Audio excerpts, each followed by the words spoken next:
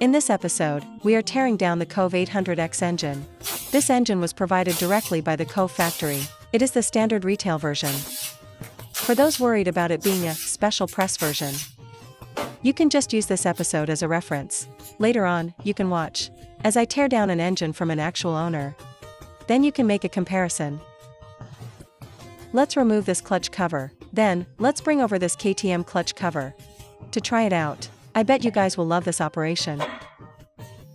With this swap, hey, if I say I'm riding a KTM, would anyone disagree? Isn't it perfect?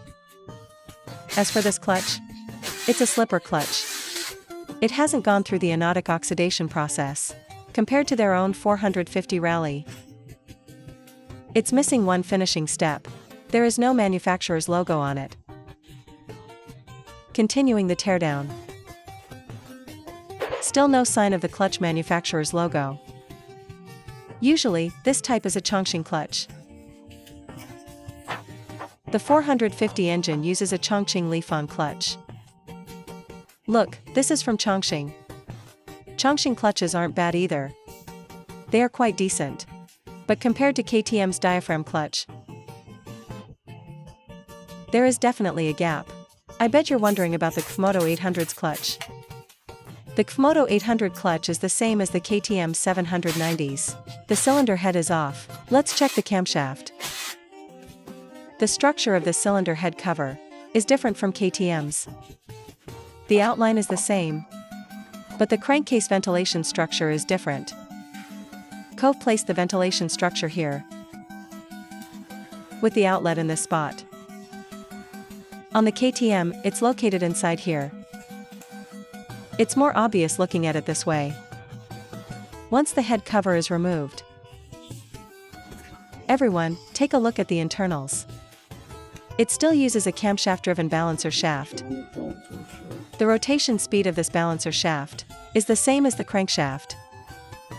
Next, we'll remove the camshaft carrier. This ring of bolts is making me dizzy. Let's check the cam chain tensioner first. Like the KTM 790, it's a hydraulic tensioner. It is interchangeable with the KTM 790. Removing the camshaft caps. They look identical. To be sure I haven't misidentified them, I'll bring over the KTM 790 cap. The right one is 790, the left one is 800X. Right now, you're probably thinking, what's the point of just looking? Just install it and see if it fits. Let me satisfy your curiosity. It's the same. Of course, this is just for testing. You can't just swap camshaft caps randomly. If you don't swap it along with the cylinder head, the camshaft won't turn. The camshaft is high-spec, made of alloy steel. The material is practically the same as the KTM 790. Alright, let's compare it side by side with the CFMOTO 800. It's known that the CFMOTO 800 and KTM 790 share the same camshaft. Kove really dared to match that spec. Let's look at the timing marks on the camshaft. The Kove mark looks like this.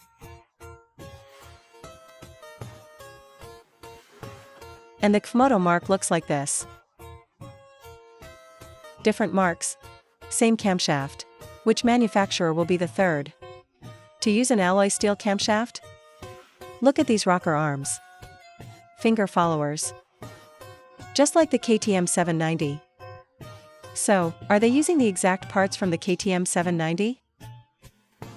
Let's take a closer look. No, they aren't. The KTM 790 finger followers have a part code on this side. And the code is in 2 rows. But on the Kove version, there is no code on the back at all. I've checked every inch. Confirmed, there is none. This one is from the KTM 790. Take a look. In person, you can see the molds are different. They likely don't come from the same supplier. But both have the DLC, diamond-like carbon, coating. This is the oil jet hole on the head. This part hasn't been modified from the KTM 790 design. So, everyone, you must warm up the engine in winter. Otherwise, just like the KTM 790, the camshaft and rocker arms will suffer abnormal wear. Actually, any bike with finger followers needs more warm-up time in cold weather. Let's look at the valves. These valves. If you watch my previous video, these are the original valves from the KTM 790. The spark plugs are also Iridium. And given this compression ratio, they are definitely heat range 9 plugs. Now let's look at the cylinder block with the Kove logo. What do you think? Such a high-performance machine definitely uses an all-aluminum block. The surface of the aluminum alloy cylinder is coated.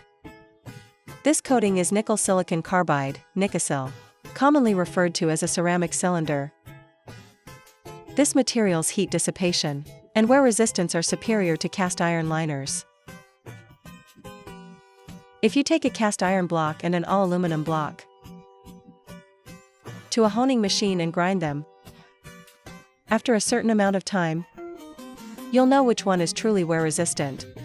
This text is Kove's introduction to the 800X. So this cylinder is top-tier hardware. Let's look at the cylinder block casting. There are still some differences in the block. For example, this area here, Kove added a mounting bracket here, which the KTM 790 doesn't have. And this row of 4 bolts is also absent on the 790. It seems Kove has made some proprietary modifications to this engine. Oh, right, let's bring the timing chain over. See, it fits the KTM 790 perfectly. The chain, like KTM's, is from the Czech Republic, CZ. Last time I tore down the CFMOTO 800, I didn't recognize it. Thanks to the experts in the comments for the info. Look, there was fresh oil inside this machine. What a waste. Hey, everyone watching, have a sip. I'll go first. Bottoms up. See? Kove really dared to match the materials. Are we moving from a price war to a specs war? If so, that's great for us. The flywheel rotor of this magnet is from the same manufacturer as the 800 metric tons.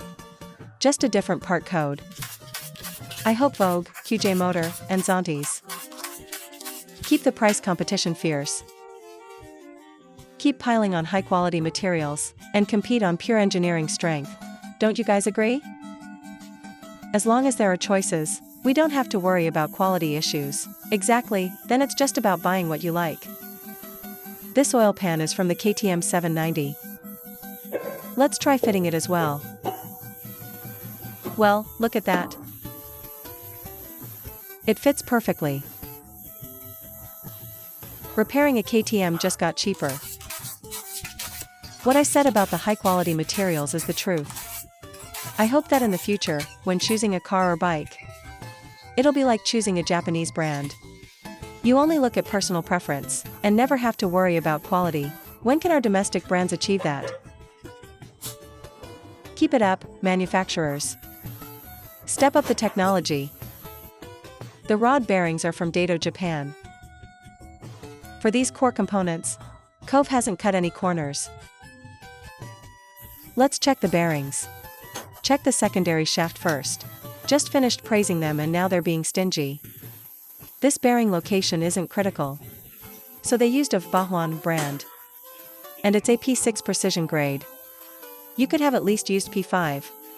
CFMOTO next door is using SKF and NTN. But over here, where the load is higher, they used FAG from Germany. The angle is hard to film, but you can see it. Truly, save where you can, spend where you must. For us, a 10 to 20 yuan difference per bearing doesn't matter much. But for a factory producing in volume, it's a significant burden. Following that logic, for the main shaft bearings, the high load side near the clutch must be a high quality one. Sure enough, this one is an NTN from Japan. Look closely. The lighting makes it hard to capture the low load side here. See? It's Bahwan again. Here is the balancer shaft. I can already see the crankshaft shining. Let's pull the connecting rods first. Very nice. Fractured cap rods, just like the 790. Alright, time for the main event. Is a one-piece forged alloy steel crankshaft. This is top-shelf stuff. It's essentially identical to the KTM 790. Let's check the pistons. They've used forged pistons, anodized piston crowns, and graphite coating on the skirts. Let's look at the piston pins. DLC-coated piston pins. Now, these pistons are different from CFMOTO's. CFMOTO uses CP Carrillo.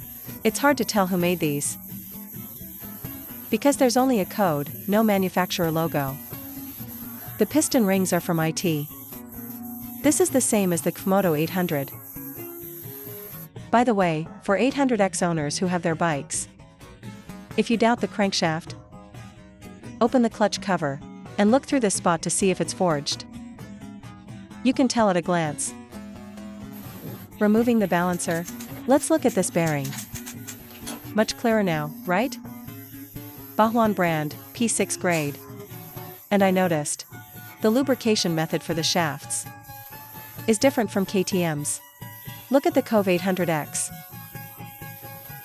The oil passages are integrated into the crankcase. This one is from the KTM 790. It uses a separate external iron pipe. There are spray holes on the pipe. See it? The principle is the same, just different execution.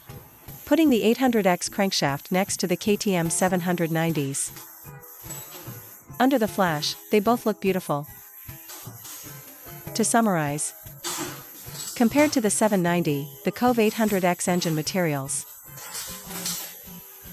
for core and critical parts haven't been downgraded. But they did save money where they could.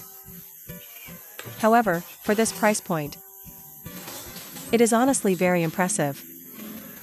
Alright, thanks for watching. That's all for this video.